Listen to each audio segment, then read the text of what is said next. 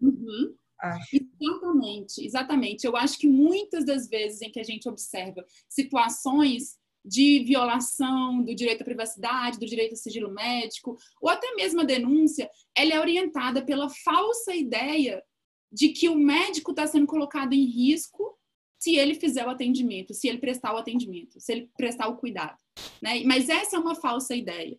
Essa é uma falsa ideia que a gente vai ver mais à frente, né? Ou seja, por quê? Porque a profissão médica, assim como a minha profissão de advogada, a gente tem uma série de garantias que nos protegem no exercício da nossa profissão. Né? E o sigilo médico, tanto o sigilo também meu enquanto advogada, esse sigilo é uma das maiores proteções que a gente tem. É uma grande proteção.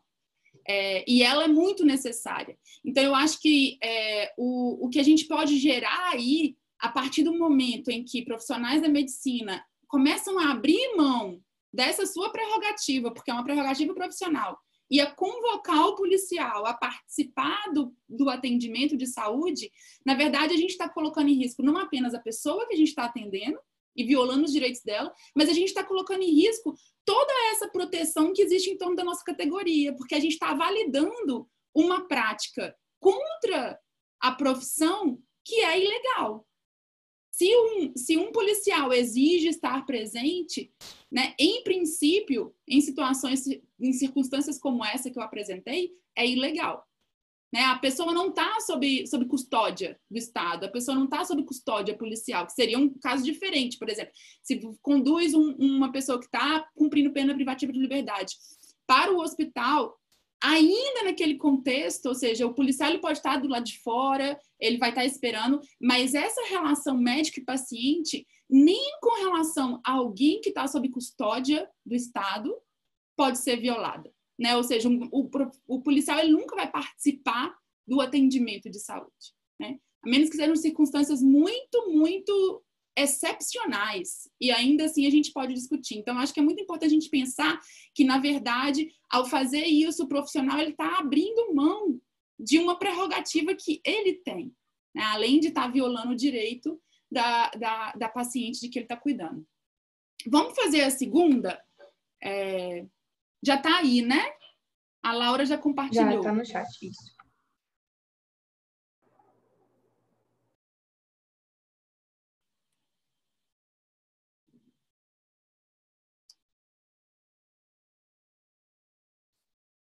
Dezesseis pessoas já fizeram.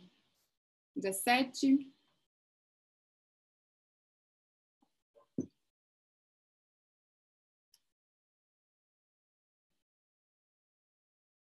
Vinte.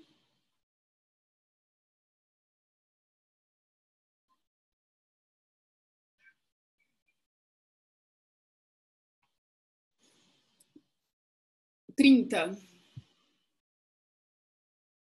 Mais alguém quer responder? 32.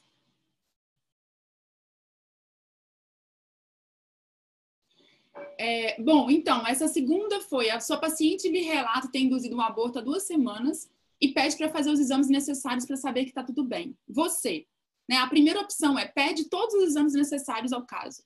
Ponto final. E esse 33 pessoas responderam isso. E a gente teve uma pessoa que escolheu a opção pede os exames e depois que a paciente vai embora, liga para a polícia e faz uma denúncia. Né? Nesse caso, essa opção, essa última, mais uma vez, significa abrir mão dessa prerrogativa médica, do sigilo, da confidencialidade, mas, como a gente vai ver, praticar um crime. Né? Isso configura a prática de um crime. Violar o sigilo médico, né? Fazer uma denúncia como essa, configura a violação de uma série de normas no direito brasileiro, normas, e inclusive normas de caráter penal.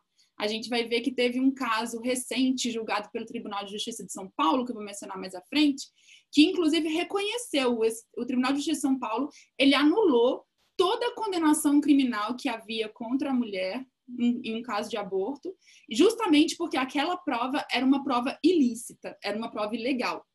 E a desembargadora que produz esse voto, declarando a nulidade de todo o processo, ela diz, olha, esse profissional de saúde que fez a denúncia, ele não apenas violou o Código de Ética Médica, mas ele também violou a legislação penal, ele também cometeu um crime.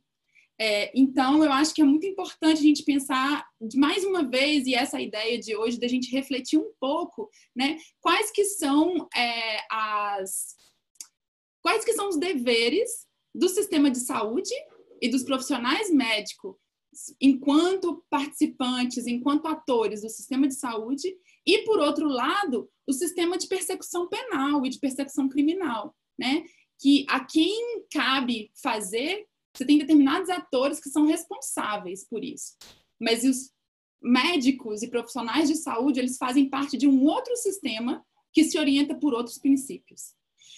Vamos fazer o terceiro? Peraí, que esse daí eu que vou ter que compartilhar, porque... Só um minutinho, tô abrindo aqui.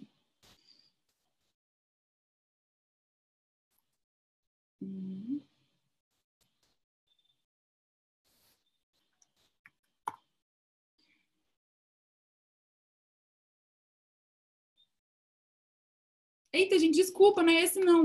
Não vai nesse não, que esse aí é o dos resultados.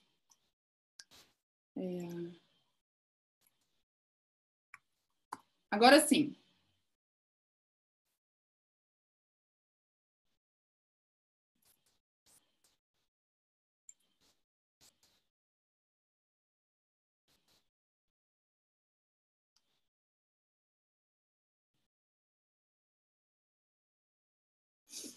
A gente tem 12 pessoas.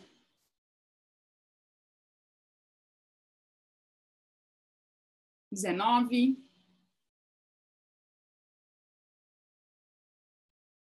21, 22.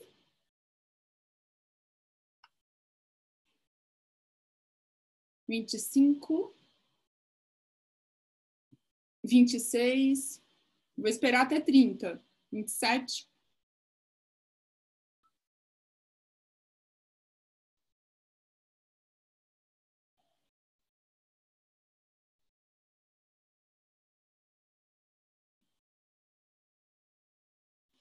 30. Ok. Esse daí a gente está bem mais dividido. Nesse, então, a gente pergunta, né? Sobre o sigilo médico, o Código de Ética Médica estabelece que 10 pessoas disseram que o profissional de saúde não pode violá-lo em qualquer hipótese, né? Na verdade, a gente vai ver que não, que existem algumas exceções. Existem algumas situações em que pode ser violado o sigilo médico. Então, não é essa. A segunda opção, que teve 11 votos, essa primeira opção teve 10 votos, a segunda opção teve 11 votos, o profissional pode violá-lo quando testemunhar em processo penal. A gente vai ver que não. E que essa é uma das situações em que o Código de Ética Médica ele é expresso, né? Que o profissional de saúde, ele invoca, e ele tem o dever de invocar o sigilo médico quando convocado a testemunhar em um processo penal. E, por último, a gente tem 13 pessoas dizendo que o profissional pode violá-lo para proteger sua paciente e terceiros, em caso de risco. E é essa que é a opção correta. Mas a gente vai ver mais à frente com mais detalhes. E agora eu queria passar para vocês o último.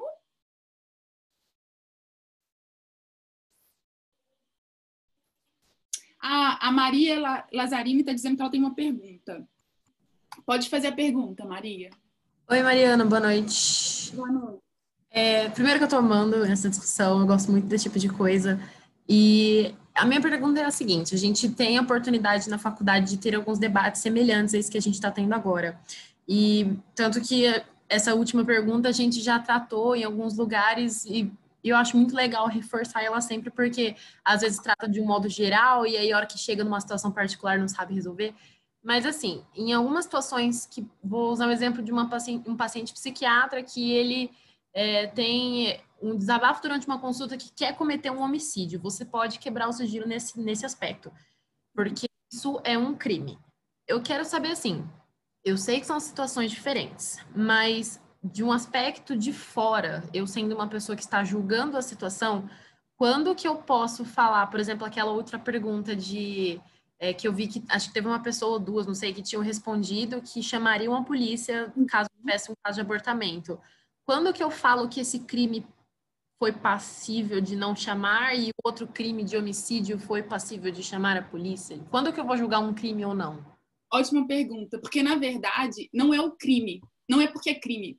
Se ele falar com você que ele vai fazer lavagem de dinheiro, você não vai poder quebrar o sigilo médico. Porque a questão é se colocar em risco outras pessoas. Então, se ele vai dizer que ele vai matar alguém, ele está colocando em risco a vida de outras pessoas. Então, a questão não é o cometimento do crime, não é que ele confessou e que ele disse que vai fazer um crime. Então, não é o crime que você está julgando. Você não tem esse poder de julgar crimes, né? Quem julga crimes é o judiciário. E quem vai dizer se houve configuração de um crime ou não é o judiciário. A exceção para quebra do sigilo médico em situações que envolvam terceiros é colocar em risco a vida e a incolumidade física de terceiros. Então, se é uma situação em que se vai colocar em risco terceiros, ou seja, se a pessoa disser que ela vai espalhar veneno no lago da cidade e vai encher o lago da cidade de veneno, essa é uma situação para se quebrar o sigilo médico. E o Código Penal, ele define, por exemplo, um conceito, ou não, conceito não, né? Porque não chega a ser aborto, não é. Mas ele define isso como vida para você julgar isso como terceiros? Está correndo risco ou não? Não sei se deu para entender a pergunta. Não entendi a sua pergunta. Se o Código Penal define quando começa a vida? Não. Falar que isso... Ah, não. Não. E essa é uma grande discussão, ou seja, o Código Penal não define quando começa a vida, né? O Código Penal, ele define o crime de aborto, e a grande discussão que se tem é se o produto da concepção configura vida ou não, e esse é um grande debate constitucional. Entendi. É que a gente só tem um conhecimento de, por exemplo, por definição, o aborto é até tantas semanas, até tantos quilos, o bebê, entendeu? Mas sabia, então, que pelo Código Penal tinha ou não essa decisão? Entendi. Não, o Código Penal não define, e a Constituição, ela garante o direito à vida. Então, você tem toda a discussão em que se o produto da concepção teria direito à vida. E toda a defesa da descriminalização do aborto, se vocês quiserem, depois eu posso compartilhar, posso mandar pela Vanessa a inicial da ação de descumprimento de preceito fundamental no Brasil, que está buscando a descriminalização do aborto até 12 semanas. Então, o argumento é de que o que você tem é um potencial de vida e que o direito à vida e todos os direitos constitucionais que a gente tem garantidos, eles são direitos para as pessoas humanas, e que o feto não constitui, não caracteriza ainda uma pessoa humana, e que os direitos constitucionais, eles são direitos de pessoas humanas, então que na verdade não haveria uma infringência do direito à vida, porque o que você tem é uma expectativa de vida que, uma vez realizada, terá então todos esses direitos. E no caso brasileiro, a gente não tem, que acho que aí torna a discussão ainda mais complexa, você tem existem alguns ordenamentos jurídicos que na Constituição protegem o direito à vida desde a concepção. Então, existem países na América Central, como Honduras, El Salvador, em que o aborto ele é totalmente criminalizado. Não existe sequer as exceções de estupro, ou a exceção de risco de vida para a gestante, ou de risco à saúde da gestante. Ele é criminalizado em todas as hipóteses. E por que ele é criminalizado em todas as hipóteses? Porque a Constituição garante o direito à vida desde a concepção. No Brasil, quando a gente teve o debate constitucional em 1988, houve uma tentativa de se garantir também o direito à vida desde a concepção. Houve uma tentativa de se colocar esse texto na Constituição, mas houve uma grande mobilização dos movimentos de mulheres, dos movimentos feministas, que conseguiram barrar essa tentativa. E hoje a gente tem alguns projetos de lei, algumas propostas de emenda constitucional que pretendem, então, alterar a Constituição para colocar essa cláusula na Constituição. Mas a nossa Constituição, da forma como ela é escrita hoje, ela não garante o direito à vida desde a concepção. Então, todos os direitos constitucionais eles são garantidos às pessoas humanas.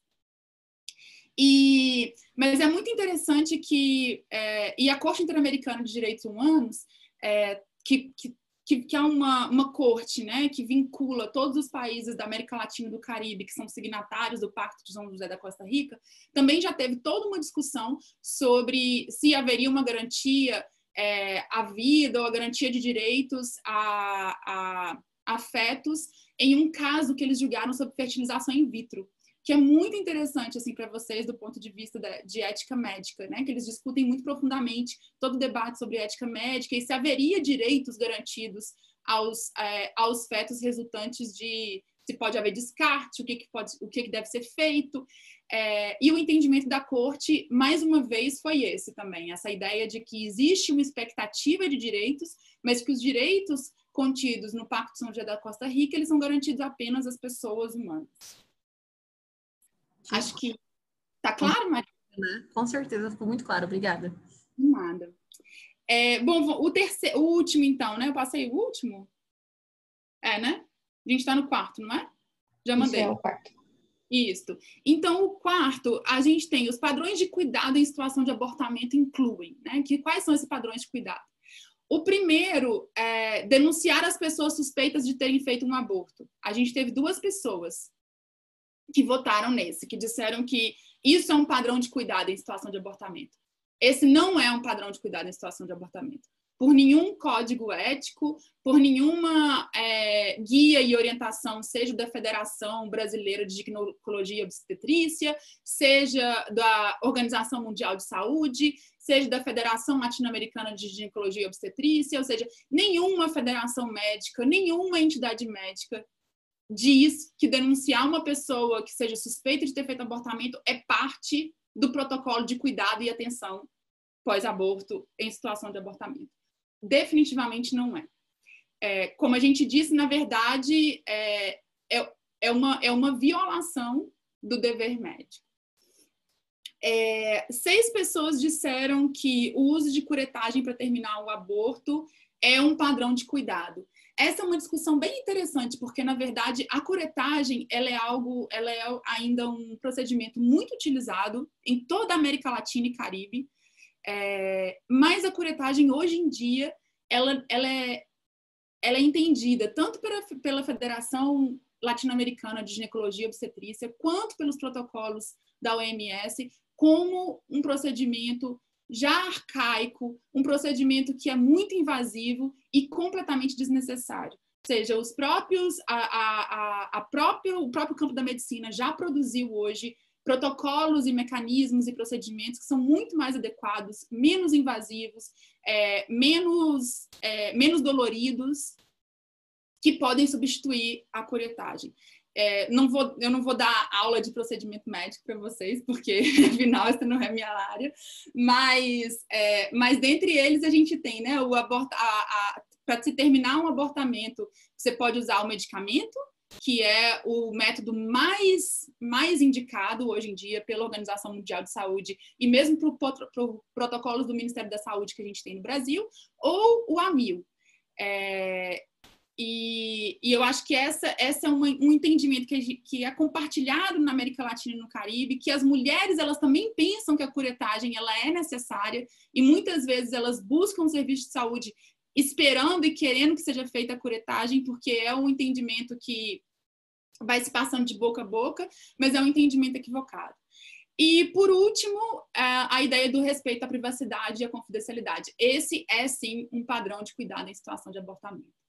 Então, acho que foi ótimo isso, porque já deu para a gente perceber um pouco onde que estão assim, as dúvidas da turma, né? Quais que são, que a gente viu que as pessoas têm muito consenso em relação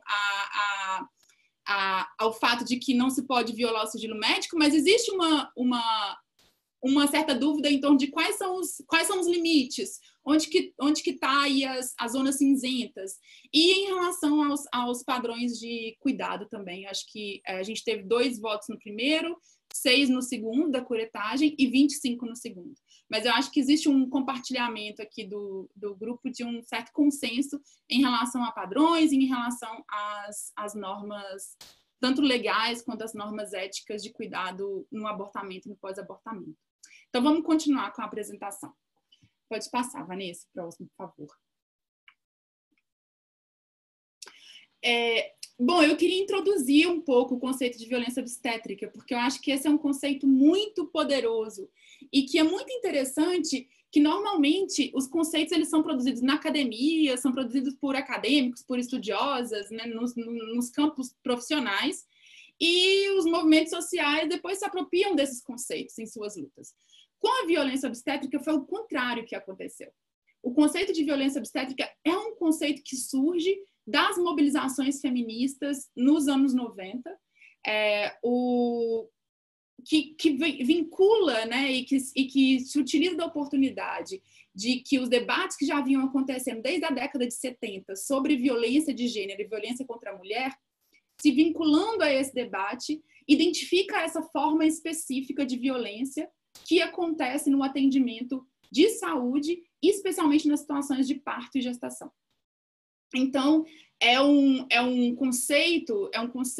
uma categoria epistêmica que lança luzes sobre um fenômeno que estava acontecendo em toda a América Latina e Caribe, e isso é muito interessante porque ele vem desses movimentos então, que estão articulados aí em todo o continente, é um conceito que eu diria continental, e que vem de lutas que a gente pode dizer que são lutas interseccionais. Por quê? Porque as principais mulheres que sofriam violência obstétrica eram mulheres indígenas, mulheres da classe trabalhadora, mulheres negras, mulheres migrantes. E essas situações vividas por essas mulheres é que fizeram, né, a mobilização dessas mulheres em luta contra essas formas de violência que elas viviam dentro do sistema de saúde, é que tornou necessário dar um nome para esse fenômeno. Era um nome que já acontecia, que as pessoas viviam, mas elas não sabiam, era algo que já acontecia, um fenômeno que já acontecia, mas que as pessoas não tinham um nome para ele. Então, elas criam, né, essa categoria, elas cunham esse nome, violência obstétrica. Teve 2 eventos que aconteceram no Brasil que foram muito importantes. E é muito interessante porque o movimento contra a violência obstétrica é um movimento muito forte no Brasil. O Brasil teve um papel muito protagonista nessa discussão. Em Campinas, foi onde aconteceu a Rede Nacional pela Humanização do Parto e Nascimento, em 92. E em Fortaleza, em 2000, aconteceu a primeira conferência internacional sobre humanização do parto. E aí, nessa conferência, se fundou a Rede Latino-Americana e Caribenha pela humanização do parto e nascimento. Então, o que faz esse conceito de violência obstétrica? Como eu disse, ele lança luzes sobre um fenômeno, mas sobre uma forma de violência que é, por um lado, institucional, porque ela acontece dentro das instituições de saúde, ela acontece dentro do serviço de saúde, ela acontece dentro do sistema de saúde. E, por outro lado, ela é uma violência que é estrutural. Quando a gente fala que ela é estrutural, e eu acho que isso é super importante também, é porque a violência obstétrica ela não é só um problema individual de um profissional de saúde específico que viola os seus deveres médicos, não. É que ela está dentro de várias, que a gente pode identificar formas de violência obstétrica em procedimentos, em protocolos informais, em mecanismos de ensino, em formas pedagógicas do ensino da medicina. Então, alguns dos casos e relatos que a gente escuta, e existem vários estudos do campo da saúde pública que coletam esses testemunhos e esses relatos, por exemplo, da forma como professores se utilizam de pacientes para ensinar seus estudantes. E aí são mulheres que, por exemplo, estão em uma situação de abortamento e elas têm 10, 15, 20 estudantes fazendo exame de toque nelas. Então, essa é uma forma de violência obstétrica. E isso é algo que se torna naturalizado dentro do processo de formação dos profissionais, né? Ou seja, existem outras formas de que esse professor poderia ensinar o que quer que seja que ele está querendo ensinar sem utilizar aquela pessoa como um objeto. Então, a questão ética que está envolvida aí, ela é fundamental, mas é importante mostrar que isso não é um problema de um indivíduo, que se a gente punir um indivíduo, se a gente tirar um sujeito de dentro da estrutura, a gente vai resolver o problema. Não, a gente tem algo que é muito mais profundo e que é muitas vezes incorporado por protocolos informais, por modos de fazer, por técnicas que são utilizadas. Se a gente pensar então que a curetagem ela continua sendo utilizada, embora ela já tenha sido declarada não mais adequada, e se a gente tem outros métodos que são muito menos invasivos, são mais respeitosos, são menos doloridos, por que continuar utilizando a curetagem? Mas existem muitos lugares na América Latina e no Caribe em que o uso da curetagem é parte do protocolo que a instituição definiu e que o médico ou a médica tem que seguir. Então, não é nenhuma questão de uma escolha individual, mas existe alguém ali superior que está dizendo que você tem que fazer daquele jeito. E isso que dá conta dessa dimensão estrutural da violência obstétrica. A violência obstétrica ela está vinculada, e é um pouco essa a denúncia, né, que os movimentos vão tentar fazer, ela está vinculada a esse processo de medicalização dos processos naturais de gestação e parto. Eu não sei se vocês já ouviram esse conceito de medicalização. Vocês já discutiram isso alguma vez em alguma aula? A gente tem pessoas de várias turmas aqui, mas eu, pelo menos na minha turma, eu acho que nunca discutimos sobre isso. Então, o conceito de medicalização, ele vem da sociologia. Teve um sociólogo que começou a observar que havia eventos ou fatos naturais, coisas da vida, que antes não estavam sob jurisdição médica e que eles passam e que eles se tornam parte da jurisdição médica. Isso que é medicalizar. Seja parto e gestação, durante a história da humanidade, porque é muito recente que médicos são responsáveis por parto e gestação, ele estava sobre os cuidados das parteiras, das mulheres mais velhas da comunidade, de pessoas que tinham um saber e que cuidavam daquela dimensão da vida. Mas isso estava fora do espaço da medicina. Então, o processo de medicalização é quando a medicina começa a expandir, né, o seu poder de regulação, de cuidado, de tratamento sobre eventos da vida que antes estavam fora desse campo especializado do conhecimento e da prática. E a discussão da violência obstétrica ela vai lançar luzes, então, aos efeitos problemáticos, nefastos, que muitas vezes pode acontecer desse processo de ultra-medicalização da vida. É a ideia de que profissionais médicos são fundamentais e necessários e indispensáveis, e eu acho que a gente está vivendo agora uma pandemia que mostra, né, a essencialidade dos profissionais de saúde. Eles são essenciais, mas eles são essenciais não em todos os setores e nem em todos os aspectos da vida. Tem setores, tem situações e tem aspectos da vida em que os profissionais de saúde não são necessários. E é um pouco a ideia, o conceito de violência obstétrica vem mostrar que existe, então, assim, uma ultramedicalização, né? E um disciplinamento dos corpos que acontece em função desse processo de medicalização.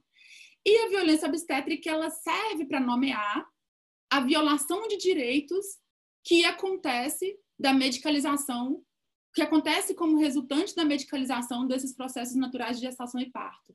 Ou seja, essa violação de direitos, ela consiste no fato de que a pessoa gestante, ela perde autonomia sobre o seu corpo e perde capacidade de decisão sobre o seu corpo. E o seu corpo se torna um objeto do saber médico, que vai dizer as regras, que vai definir o que deve ser feito ou o que não deve ser feito. Pode passar, né? Alguém tem alguma pergunta, algum comentário?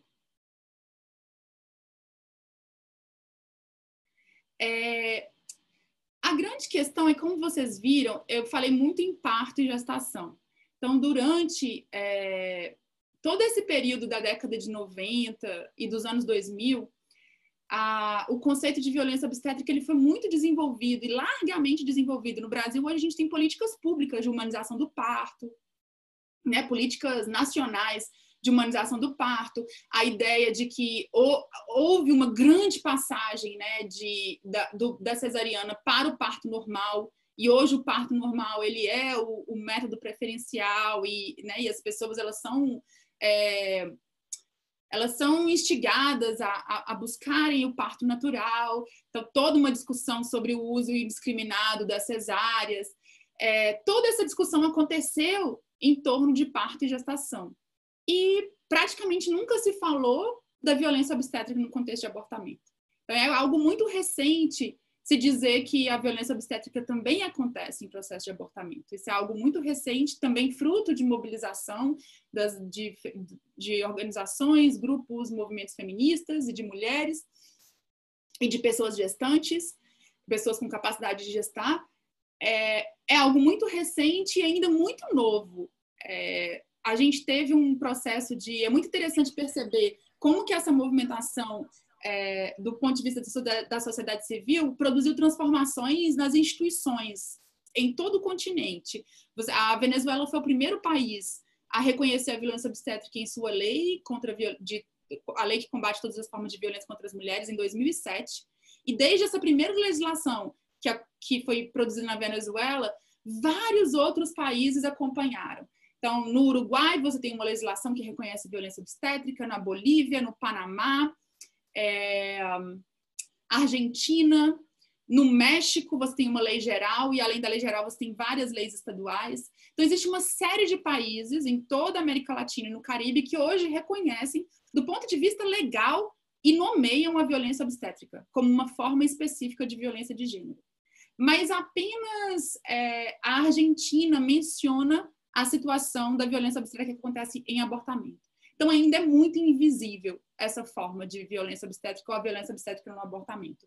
E isso, obviamente, decorre, eu acho que são duas grandes razões, duas razões que justificam ou que nos permitem compreender por que ainda é tão invisível. A primeira delas é o fato de que o aborto é criminalizado. Então, porque ele é criminalizado, ele gera todos aqueles equívocos de entendimento de que quem aborta não tem nenhum direito. E aí você justifica formas de violência obstétrica. Ou seja, essa ideia de que quem aborta comete um crime, portanto, não tem direito, é o que permite, o que cria uma justificativa, uma legitimidade para a violência obstétrica. E a segunda é que mesmo em lugares onde o aborto é legalizado, existe ainda um grande estigma social em relação ao aborto. As pessoas que abortam, elas são vistas como más, como pessoas equivocadas, para dizer o mínimo, né? Como pessoas como criminosas ou como homicidas, matadoras de criança, e etc. E não vou ficar repetindo isso, porque no meu papel aqui ficar aprofundando estigmas que mas todo mundo já ouviu essas expressões. E esse estigma, ele continua existindo mesmo em lugares onde o aborto foi legalizado. Se a gente olha para o Uruguai, que legalizou o aborto até 12 semanas, mais recentemente, nosso vizinho, ainda há muito estigma em torno do aborto, algo de que as pessoas não falam, existe um tabu, e o fato de haver um estigma social, de haver essa alta reprovação, faz com que se legitime também formas de violência obstétrica. Então, como que a gente define, né, a violência obstétrica em abortamento? Eu acho que a violência obstétrica, no caso do abortamento, ela tem uma característica muito específica, que é a violência obstétrica, ela acaba servindo como um instrumento de disciplinamento de corpos gestantes que se recusam a obedecer às normas jurídicas e morais que restringem o aborto, e são pessoas que violam esse mandato da maternidade compulsória. Então, por isso, essas pessoas, esses corpos gestantes, quem pratica violência obstétrica contra eles, se sente, então, na posição de disciplinar esses corpos, dizer, olha, o que você fez está errado. E quando a gente vê relatos antropológicos e sociológicos das situações de violência obstétrica, é isso exatamente que está acontecendo. Ou seja, a mulher que chega em situação de abortamento num hospital, ela é deixada sangrando, com dor, por horas, porque ela tem que pagar pelo que ela fez. Porque ela tem que sofrer, já que ela decidiu fazer aquilo, terminar aquela gestação, ela tem que ser punida pelo que ela fez. Aquilo que ela fez não está certo. E assim se justifica. E isso são falas que a gente escuta recorrentemente, né? Pode passar, Vanessa. E aí, eu e uma colega minha de trabalho, a gente produziu um artigo que está saindo ano que vem, em que a gente coletou testemunhos de mulheres de vários lugares da América Latina e Caribe, e além de tudo a gente fez uma revisão muito aprofundada da literatura que já existia, que narrava situações como essa. E a partir disso a gente produziu essa tipologia, de quais são as principais formas de violência obstétrica em abortamento. A gente identificou, então, a partir da leitura desses testemunhos, a partir da análise desses casos que a gente encontrou, e são casos que cobrem toda a América Latina e o Caribe, a gente identificou quais que são os tipos, as formas mais comuns de violência obstétrica em abortamento. A primeira delas é a violência física. É aquela situação em que se inflige no corpo da pessoa que está ali em situação de abortamento dor. E essa dor ela pode ser feita de várias formas. Há relatos de se negar medicamento para dor e deixar a pessoa com dor. Há relatos de não se dar anestesia, por exemplo, para retirar o que sobrou da placenta. Então, ouvi vários relatos de se puxar a placenta sem qualquer medicação para dor. Há situações de violência sexual que acontecem em situação de abortamento. Então, todas essas situações aí que envolvem dor corporal física. A segunda delas é a omissão em observar os padrões de qualidade no cuidado de saúde. Então, como a gente estava discutindo a coisa da curetagem, ou seja, existem uma série de padrões já compartilhados mundialmente, ou seja, a OMS ela tem uma série de guias que dizem quais são os padrões de cuidado em situação de abortamento. Um deles é o acolhimento, não julgamento, você não julga quem você está acolhendo, a escuta ativa, o não questionamento, a não estigmatização e fazer qualquer dessas coisas, praticar qualquer dessas ações é se omitir em observar esses padrões de cuidado. E são padrões de cuidado que devem guiar a prática da medicina. A terceira forma, que é extremamente comum, acho que essa forma é a forma mais comum em todos os países, assim, que são as ameaças de criminalização ou a efetiva criminalização.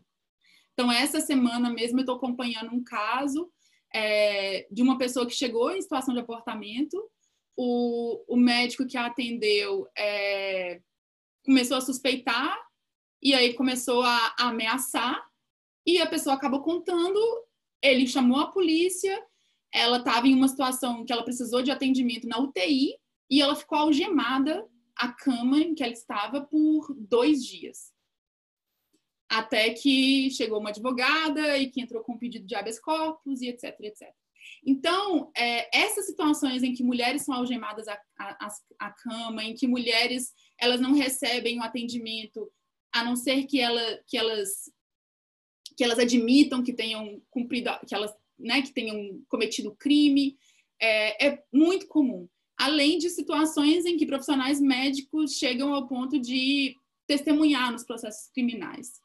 Isso também é muito comum. Teve uma estudante de graduação da UFMG que terminou o curso, acho que foi ano passado, que fez uma monografia incrível em que ela coletou e analisou todas as decisões do Tribunal de Justiça de Minas Gerais e do Tribunal de Justiça de São Paulo, em que os processos de criminalização das mulheres por abortamento aconteceu por ação de um profissional de saúde, que denunciou, que serviu como testemunha, que chamou a polícia, que ameaçou, que fez tortura física e psicológica. Então, acho que é muito cruel a gente ver que o sistema de saúde acaba sendo a porta de entrada dessas mulheres no sistema penal. E se a gente olha para o perfil dessas mulheres, né, quem são essas mulheres? Quem são as mulheres que buscam um sistema público de saúde no Brasil? Né, que fazem um aborto clandestino, sem condições adequadas e buscam um sistema público de saúde no Brasil. Elas são mulheres pobres, grande maioria das vezes mulheres jovens, mulheres periféricas, mulheres negras, que já são mães e que nunca tiveram absolutamente nenhuma passagem pela polícia. Ou seja, é o cuidado de saúde que ela foi buscar que vai fazer com que ela se torne agora um sujeito dentro do sistema criminal. Eu acho que isso é muito sério. É muito sério e a gente tem que pensar. Quem que são as pessoas que estão sendo criminalizadas por aborto no país? Porque isso não é universal. Isso não é igual. Eu tenho certeza que se a gente começasse aí a denunciar... Porque o aborto, gente, é uma situação comum na vida de todas as mulheres. Se a gente olha, e a gente depois eu posso também compartilhar com a Vanessa, existe uma pesquisa nacional que a professora Débora Diniz faz, que é a Pesquisa Nacional do Aborto, que é um grande survey no Brasil inteiro, E essa pesquisa, ela mostra que o aborto é uma coisa comum, né? Um evento comum na vida de mulheres entre 18 a 40 anos, mães, mulheres com religião, mulheres, né, casadas, né, família constituída, as mulheres abortam. A grande diferença e a grande pergunta que a gente tem que fazer é quem é criminalizada por seu aborto. E a gente sabe que quem é criminalizada são mulheres pobres, são mulheres negras, são mulheres periféricas e mulheres que não têm outra opção senão não recorrer ao sistema de saúde pública. Isso é muito sério. Uma quarta forma de violência obstétrica que acontece é o estigma, que é isso, são aquelas situações em que o profissional de saúde não chega a chamar o serviço, não chega a chamar a polícia, ou não chega a denunciar, criminalizar, mas julga, maltrata, critica, diz que está errado, trata mal, diz que ela, né, e faz todo esse julgamento e estigmatiza. E existem formas de discriminação social, racial, étnica e por orientação sexual também que são muito comuns. E a última forma que a gente identifica é o gaslighting. Vocês devem ter ouvido essa palavra gaslighting, né? E o gaslighting, então, ele é uma forma de você fazer com que a pessoa ela comece a duvidar do seu próprio entendimento da realidade. Né? Você começa a questionar a pessoa, você não aceita, né, a forma como ela entende o que está se passando com ela. O gaslighting ele acontece muito nos casos de violência sexual. É muito comum que vítimas de violência sexual cheguem ao sistema de saúde, relatem que foram vítimas de violência sexual e, portanto, elas têm direito ao aborto legal, sem necessidade de fazer um boletim de ocorrência, sem necessidade de provar absolutamente nada. O relato da vítima para o profissional de saúde, para a equipe, inclusive, interdisciplinar, que tem que acolhê-la, em muitas situações, essas mulheres elas começam a ser questionadas sobre a veracidade dos fatos, sobre o seu entendimento da realidade. Elas começam a ser questionadas se de fato elas foram vítimas de violência sexual ou não, se de fato elas não consentiram, se de fato... e etc. Então, isso essa que é a ideia do gaslighting. E é muito comum nas situações em que você a pessoa deveria ter acesso e deveria ter garantido o aborto legal, e o aborto legal lhe é negado porque o profissional de saúde começa a questionar e a duvidar e a colocar em questão o entendimento da vítima sobre o que aconteceu com ela. Pode passar, Vanessa. Então, gente, para a gente pensar um pouquinho, qual que é o papel do profissional de saúde? Aquilo que eu estava dizendo no início da apresentação, né? Eu acho que é muito importante que a gente tem que pensar o que o sistema de saúde faz. Ou seja, a nossa sociedade é uma sociedade hipercomplexa. E porque ela é hipercomplexa e a gente tem que tratar de diferentes coisas ao mesmo tempo, a gente cria sistemas especializados. Por isso a gente tem um sistema de justiça e a gente tem um sistema de saúde. O sistema de justiça, ele cuida, então, de tratar das violações de direitos, ele cuida de resolver os conflitos entre pessoas, entre indivíduos, ele cuida da persecução penal, porque o direito penal acredita que tem determinados bens que têm que ser protegidos, mas quem faz isso é o sistema de justiça. O sistema de saúde, ele foi criado para uma função completamente diferente dessa. O sistema de saúde, ele cuida e acolhe. É para isso que serve o sistema de saúde. O sistema de saúde ele serve para cuidar e acolher. O sistema de saúde não está para julgar. O sistema de saúde não é espaço de se produzir provas para processo criminal. O sistema de saúde não é juiz, não é promotor, não é policial. E isso é muito importante. E acho que aí, a partir disso, é que fica claro quais que são os deveres éticos e legais do profissional de saúde. Primeiro deles, que a gente viu, e acho que muita gente aqui respondeu na nossa última enquete, né? A ideia de confidencialidade e privacidade. E eu acho que é importante a gente pensar que esses deveres dos profissionais de saúde, gente, o outro lado da moeda é que eles são também garantias, eles são proteção. Eu, enquanto advogada, é fundamental que eu tenha o sigilo com a minha cliente, com a pessoa que eu represento judicialmente. Não só para ela, mas para mim. É importante, isso é importante para a minha proteção. Que o que a gente conversa, o que a gente discute, né, o que ela me conta sobre os casos, que isso esteja protegido. Porque, de outro modo, eu poderia ser envolvida no que está acontecendo com ela. E eu não sou envolvida por quê? Porque a gente tem um sigilo profissional. Então, da mesma forma, no profissional de saúde, pensar que isso não são deveres apenas, mas eles são garantias da profissão. São prerrogativas mesmo. Na OAB, na Ordem dos Advogados do Brasil, a gente tem uma seção específica que chama seção prerrogativas. E tem um sujeito, uma pessoa lá responsável, né, um advogado ou uma advogada que lidera aquela seção prerrogativas e que se em algum momento eu tiver uma prerrogativa, por exemplo, de confidencialidade violada, eu ligo para ele e aquilo inicia toda uma denúncia em que a OAB vai me apoiar e vai fazer todo um processo de investigação. Por que a minha prerrogativa está sendo violada? Então, é pensar que se o profissional de saúde ele está sendo pressionado pelo policial que está lá de plantão na emergência para participar do processo, esse profissional ele tem a prerrogativa e ele tem o direito. O sigilo é um direito também do profissional. Eu acho muito importante a gente pensar isso do ponto de vista da profissão, como que isso é uma garantia para a profissão. E como é tão importante, especialmente nesse contexto em que a gente está vivendo de caça às bruxas, que a gente proteja essas garantias profissionais que a gente tem. Elas são fundamentais para nossa defesa. Elas são fundamentais para o nosso cuidado também. O segundo dever ético e legal é a ideia do tratamento adequado, de qualidade e segundo a melhor e mais recente evidência científica, por todo o tempo que seja necessário. Essa ideia de segundo a mais recente e a melhor evidência científica, eu acho que isso é fundamental, porque isso é um padrão internacional de direitos humanos. Essa ideia de que as pessoas elas têm direito ao acesso àquilo que a ciência está produzindo e aquilo que é o melhor que a ciência está produzindo. É óbvio que a gente sabe que no contexto, e principalmente no contexto como o Brasil, de um país profundamente desigual, nós temos limitações materiais.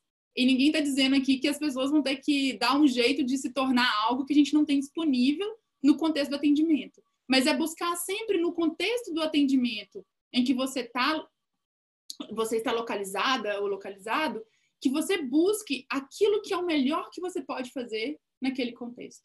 Eu acho que isso é muito importante. O terceiro é o tratamento com dignidade. E o tratamento com dignidade inclui tanto esses aspectos técnicos, mas também o acolhimento, a orientação e o posterior encaminhamento. O quarto é o respeito às convicções culturais, filosóficas e religiosas.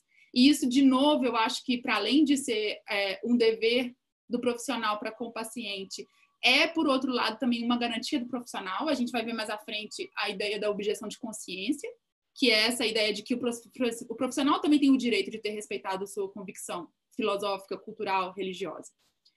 E, finalmente, garantir a informação. Informação é fundamental, ou seja, não tomar a pessoa de que você está cuidando como objeto, mas tratá-la como participante do processo de cuidado. Aquela pessoa tem que participar, porque o cuidado, afinal de contas, é dela, é o corpo dela, é a saúde dela que está em jogo, é a vida dela que está em jogo. Então, ela tem que ser participante ativa. A ideia de autocuidado, ela não é uma bobagem. Muito pelo contrário, o paciente tem que se responsabilizar pelo seu cuidado, ele tem que ser capaz de entender o que está acontecendo com ele e ser capaz de agir, né, ativamente, se cuidar. E o profissional de saúde ele tem um papel fundamental de fazer isso. Do mesmo forma que eu estava falando da gente trabalhar o direito dessa perspectiva da democratização do conhecimento e da popularização do conhecimento, eu acho que na medicina também, assim, isso é fundamental, que a gente popularize o conhecimento da medicina, que as pessoas saibam compreender e entender o que está se passando no corpo delas, que elas sejam capazes de agir, né, de pensar, de tomar suas decisões de forma informada. E aí o consentimento livre informado, ele é fundamental. E essa ideia da informação, então, não é apenas, né, que a pessoa assinou o papel, tá bom, eu assinei aqui o consentimento e é isso, mas ela não tem a menor noção do que está acontecendo com ela. Isso não é um consentimento informado, né? Ou seja, formalmente cumpriu o seu requisito. Mas será que, de fato, a gente cumpriu essa ideia do consentimento informado, se a pessoa não consegue nem entender e nem explicar o que está se passando? Pode passar, Vanessa.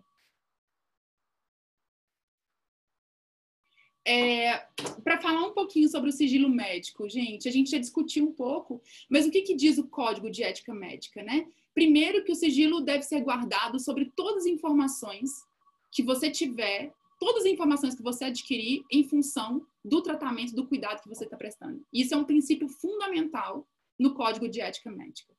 E o artigo 73 do Código, então, ele proíbe expressamente revelar fato, mesmo quando você estiver depondo como testemunha, ou se você for chamado na investigação de suspeita de crime. Ou seja, nessas duas situações, o profissional médico vai se excusar e vai dizer, olha, eu não posso revelar em razão do meu sigilo profissional. Isso é uma pergunta que eu não posso responder. É isso que o Código de Ética Médica diz. E o Código Penal, o que ele diz? O Código Penal diz que revelar alguém sem justa causa, segredo de que tem ciência em razão da função, ministério, ofício ou profissão, e cuja revelação possa produzir dano a outrem, é um crime. Então, também esse é um artigo que também se aplica a mim como advogado. Se eu revelar algo de que eu tenho conhecimento em função da minha profissão, do meu exercício como advogada, isso é um crime, eu estou cometendo um crime. E em que situações que esse sigilo profissional ele pode ser quebrado? Como eu disse, para a proteção da paciente, mas com consentimento. A gente tem que lembrar, então, que se a gente pretende proteger, tem que haver o consentimento da paciente, o consentimento da pessoa, ou se houver risco de danos para outros pacientes. Essa situação vai caracterizar o que a gente chama de justo motivo. Então, não é que existe uma prática de crime ou qualquer coisa, não. O que tem que se avaliar é se existe risco para outras pessoas. Não só outros pacientes, desculpa, mas são outras pessoas. Se existe risco para terceiros, para além do paciente que a gente está cuidando. E aí, esse habeas corpus era só aquele caso que eu mencionei do Tribunal de Justiça de São Paulo, em que foi o caso de uma pessoa que foi condenada em primeira instância pelo crime de aborto, uma mulher, e quem havia feito a denúncia foi a médica que atendeu no serviço de saúde, que disse para a mãe da moça, era uma moça jovem, disse para a mãe dela que elas tinham que ir à delegacia de polícia fazer uma declaração, porque aquilo era necessário para ela garantir o tratamento dela. E elas vão à delegacia de polícia, fazem a declaração que a médica disse para fazer, e a menina é presa na hora que ela está lá, primeiro presa em flagrante, depois ela é solta, e o processo corre, e no final ela é condenada. Então, esse processo chega ao Tribunal de Justiça de São Paulo, e o Tribunal de Justiça de São Paulo anula todo o processo criminal, porque aquela prova inicial que foi produzida é uma prova ilegal. Então, aquela prova inicial, ela contamina todo o processo porque ela foi produzida com a violação do sigilo médico. Né? Foi porque a médica inicialmente violou o sigilo médico e violou uma série de outros deveres que ela tinha para com a paciente, quando ela disse para a paciente ir, e depois ela testemunha no processo mais tarde também.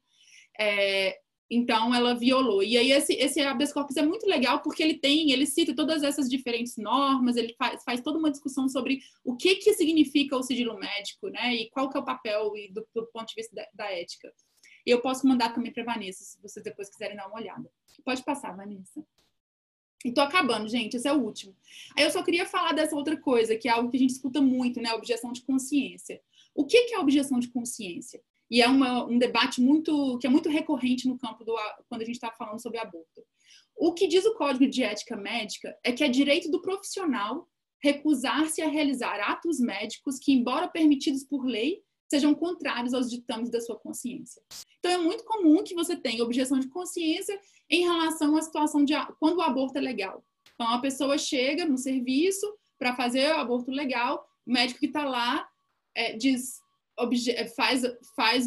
exerce esse direito de objeção de consciência e diz que tem que chamar um outro profissional para fazer, porque ele é contra o aborto e ele não vai fazer o aborto.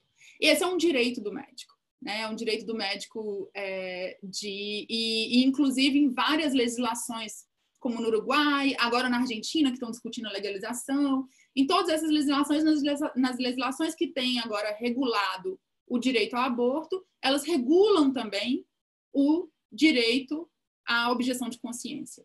Acho que é importante a gente pensar dizer que isso é um direito individual, então não existe um direito institucional de objeção de consciência, ou seja, não pode haver uma instituição de saúde que objete de consciência em nome da instituição, é um direito individual, é cada profissional.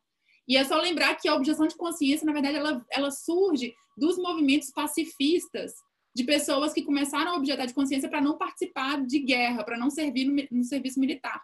E é daí que vem a ideia de objeção de consciência. Então, eram pessoas que inicialmente diziam, olha, eu não vou fazer serviço militar porque isso é contra minhas convicções filosóficas, eu sou uma pessoa pacifista, então não vou fazer serviço militar.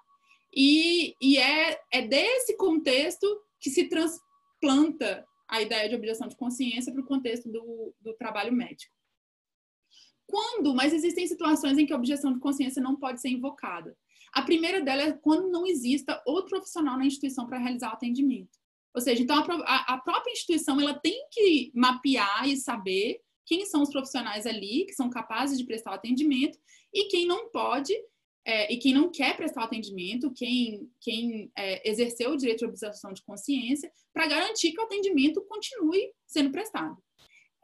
Quando for uma situação de urgência ou emergência, em que houver risco à vida da paciente, não se pode objetar de consciência. Essa é uma situação em que não existe o direito de objeção de consciência se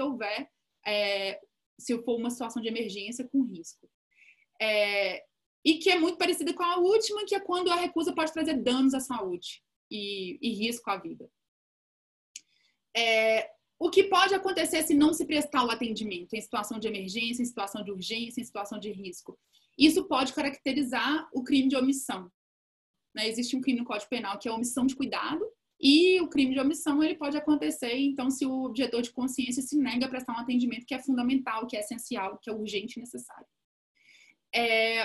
E aí uma grande pergunta que se tem é, se a pessoa chega depois, o aborto já aconteceu e a pessoa vai ao serviço porque ela continua, está com um sangramento muito grande, está com uma infecção, pode haver objeção de consciência nesse caso? Não, porque ali é simplesmente uma prestação de um cuidado de saúde usual que se vai fazer. O médico ele não vai fazer um procedimento específico, ou seja, não existe nenhum procedimento específico pós-aborto que se possa objetar de consciência, dizer que filosoficamente. O procedimento de aborto, sim, permite, porque você está objetando em relação a um procedimento específico. Mas o cuidado pós-aborto é um cuidado como outro cuidado qualquer. Você vai lidar com a infecção, você vai lidar com a hemorragia, ou seja, o cuidado que você está prestando não é aborto, você está prestando um cuidado para tratar da hemorragia, para tratar da infecção. É isso que o médico está fazendo, o profissional de saúde está fazendo. Então, não existe objeção de consciência com relação ao cuidado que se deve prestar em uma situação pós-abortamento. Eu acho que é isso. Pode passar o último, Vanessa? E eu deixei aí o link para quem quiser baixar a cartilha lá do site do coletivo. E esse está aí. E esse outro material, as coisas que eu mencionei, eu posso depois mandar para a Vanessa se vocês tiverem interesse. E desculpa que eu planejei para falar menos, mas acabei falando muito porque a gente ficou comentando as outras perguntas. Mas eu queria abrir agora para quem quiser fazer comentários, fazer perguntas e acho que a gente tem mais um tempinho aí, né?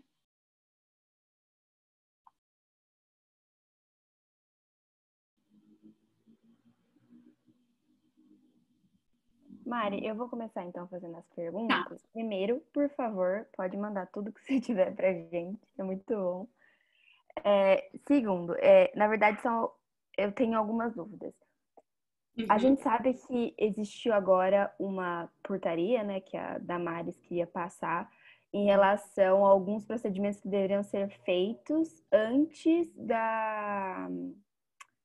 do abortamento em si, do abortamento legal, que era, por exemplo, fazer o ultrassom, deixar que a paciente visse o ultrassom do feto anteriormente. Isso, na minha cabeça, se constitui como uma violência, uma tortura psicológica, né? Então, seria uma violência obstétrica. Só que, ao mesmo tempo, a gente ficou sabendo recentemente, eu confesso que eu não acompanhei isso mais, eu vi isso mais, acho que há 1 ano, 2 anos, que o termo de violência obstétrica não iria existir mais, segundo as nossas legislações, essas coisas assim, que é um atraso enorme. Então, como que a paciente pode se defender? Eu acho que essa portaria não foi aprovada, né?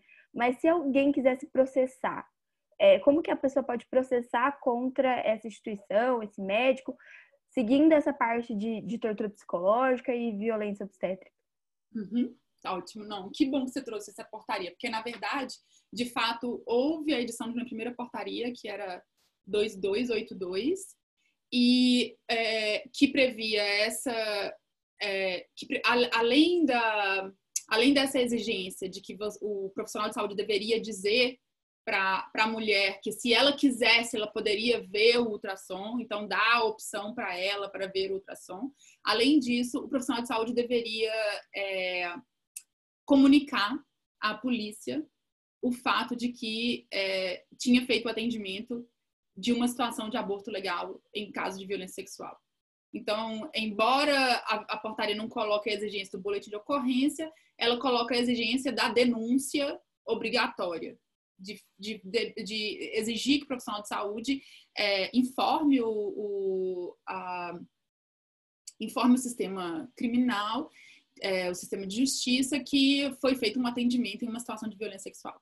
A primeira versão da portaria que tinha essa exigência do ultrassom, ela caiu, porque houve toda uma repercussão negativa, mas eles editaram uma outra portaria que mantém apenas essa exigência de comunicação ao sistema de justiça.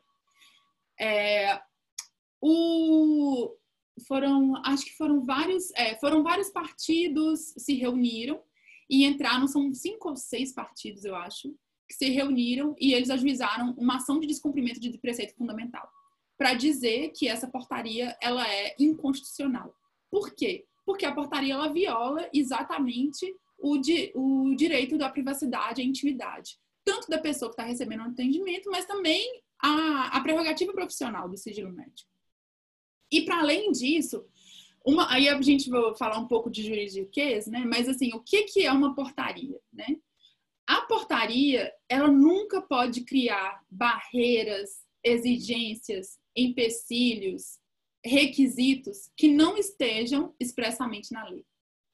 Porque a portaria, ela é simplesmente um ato ministerial. Essa portaria é uma portaria do Ministério da Saúde. O Ministério da Saúde, ele não é poder legislativo, ele não tem competência para legislar. Ele não tem competência para criar obrigação para o profissional de saúde, ele não tem competência para limitar o direito ao aborto legal. Quem faz isso é o parlamento. Então, assim, se o parlamento quiser alterar, e aí a gente tem vários projetos de lei lá que tentam dificultar o acesso ao aborto legal, ok, se um dia conseguirem passar, aí a gente vai ter que disputar o parlamento. Mas uma portaria não pode fazer isso, porque uma portaria está criando uma exigência que a lei não exige. O Código Penal brasileiro, ele diz que o aborto é crime e que não é crime o aborto quando praticado por médico nos casos em que a gestação é decorrente de estupro.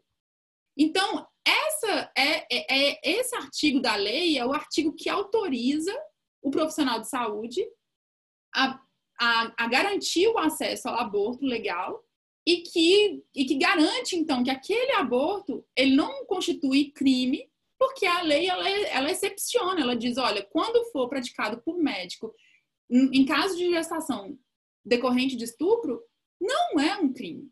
Então, a portaria ela não pode criar exigências que a própria lei não exige. Então, para mim é muito claro que essa portaria é inconstitucional, ainda não existe uma decisão do Supremo Tribunal Federal, essa ADPF ela foi ajuizada tem acho que 2 semanas, talvez 3. A gente até o coletivo entrou com um amicus, que é o amigo da corte. Você pode, como organização, como associação, você pode apresentar para o tribunal argumentos em favor de uma posição. Então, ainda está se aguardando que o STF se posicione. Agora, do ponto de vista individual, eu acho que esse é um caso, inclusive, em que profissionais de saúde poderiam exercer a desobediência civil. Ou seja, se recusar a cumprir os termos dessa portaria, porque essa portaria ela é ilegal e é inconstitucional. E aí eu acho interessante pensar, assim, comparativamente, que no Canadá, o Canadá é um dos poucos países no mundo onde hoje o aborto é completamente descriminalizado. Não existe nenhuma lei penal sobre o aborto não está em nenhum lugar nas leis criminais canadenses. É descriminalizado. dos poucos lugares, porque mesmo os lugares onde se legaliza o aborto, você continua tendo o tipo penal de aborto no Código Penal, né? Porque as situações fora daquelas em que é legalizado, ele continua sendo crime. E no Canadá, não. E é muito interessante que o movimento que acabou levando aqui a Suprema Corte Canadense descriminalizasse o aborto completamente foi um movimento iniciado por um médico, que é o Morgenthaler, que abriu uma clínica e ele garantia às mulheres o acesso ao aborto, e ele fazia isso como forma de desobediência civil. E ele dizia, eu não vou cumprir essa lei penal, porque essa lei penal é uma lei penal injusta, e essa lei penal é uma lei penal inconstitucional. Então, é interessante ver como que essa movimentação e a prática desse profissional acabou gerando, porque foi num caso contra o Morgenthaler e um caso criminal contra ele. Na verdade, teve 2 casos contra ele que chegaram à Suprema Corte canadense. E foi em um caso em que ele era o sujeito objeto da criminalização, a Suprema Corte declarou e descriminalizou completamente o aborto no Canadá.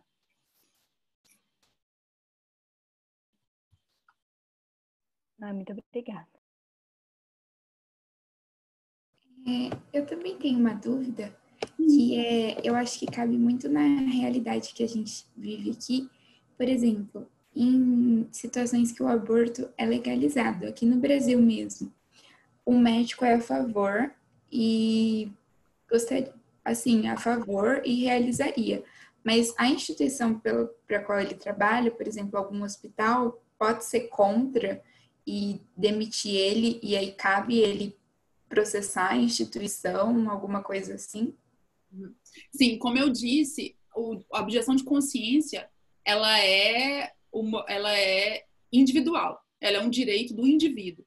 Então, a instituição ela não pode proibir o indivíduo de exercer a sua função profissional. Então, se o médico, se ele garante o acesso a uma situação de aborto legal, que está amparada em lei, e depois ele é demitido, ele tem, sim, o direito de recorrer contra essa decisão, tanto do ponto de vista profissional, quanto do ponto de vista legal, né? De demonstrar que a demissão ela foi uma demissão injusta, foi arbitrária, violando os direitos e prerrogativas da profissão, e, inclusive, exigir reparação por danos morais e materiais. Alguém tem mais alguma dúvida? Desculpa. Alguém tem mais alguma dúvida, gente? Acredito que vocês quiserem falar.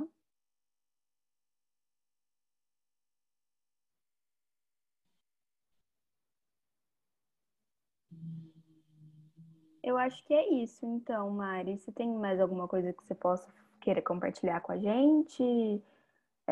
Se puder mandar os arquivos também, eu acho que eu agradeceria muito. Não, eu mando, pode deixar que eu mando, sim. Só agradecer de novo a oportunidade.